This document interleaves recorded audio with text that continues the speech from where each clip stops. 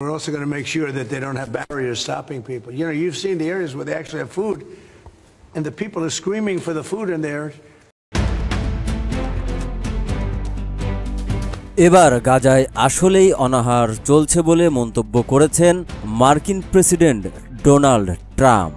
সোমবার স্কটল্যান্ডে যুক্তরাজ্যের প্রধানমন্ত্রী কিয়ার স্টিমারের সঙ্গে এক বৈঠকে ট্রাম্প বলেন, ওখানে কেউই কোনো ভালো কাজ করেনি, পুরো এলাকা জগাখিচুড়ি। এর আগের দিন ইসরায়েলি প্রধানমন্ত্রী বেনিয়ামিন নেতানিয়াহু দাবি করেছিলেন গাজায় কোনো অনাহার নেই।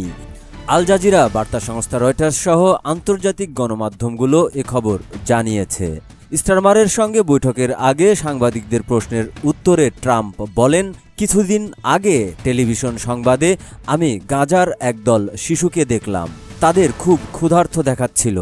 গাজায় সত্যিকারের ক্ষুধা সংকট শুরু হয়েছে এবং আপনি একে কোনোভাবেই ভুয়া বলে উড়িয়ে দিতে পারেন না। গাজায় মানবিক পরিস্থিতি নিয়ে উদ্বেগ প্রকাশ করে ট্রাম্প বলেন, আমি বলতে চাইছি ওই বাচ্চারা সত্যিই ক্ষুধার্ত।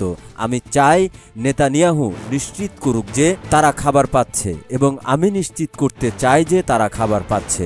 সংকট মোকাবেলায় যুক্তরাষ্ট্র গাজায় খাদ্যকেন্দ্র স্থাপন করবে জানিয়ে মার্কিন প্রেসিডেন্ট বলেন, আমরা গাজায় খাদ্যকেন্দ্র স্থাপন করতে যাচ্ছি, যেখানে লোকেরা প্রবেশ করতে পারবে এবং কোনো সীমানা থাকবে না। আমরা বেড়া দেব না, আমরা কিছু খুব ভালো মানুষের সঙ্গে মিলে এটি করব।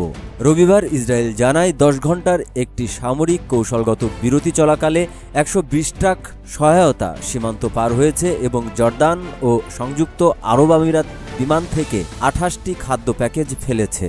নেতানিয়াহু রবিবার বলেন, গাজায় ইচ্ছাকৃতভাবে সাধারণ মানুষকে অনাহারে রাখার অভিযোগ একটি স্পষ্ট মিথ্যা, যা যুদ্ধাপরাধ হিসেবে বিবেচিত হতে পারে।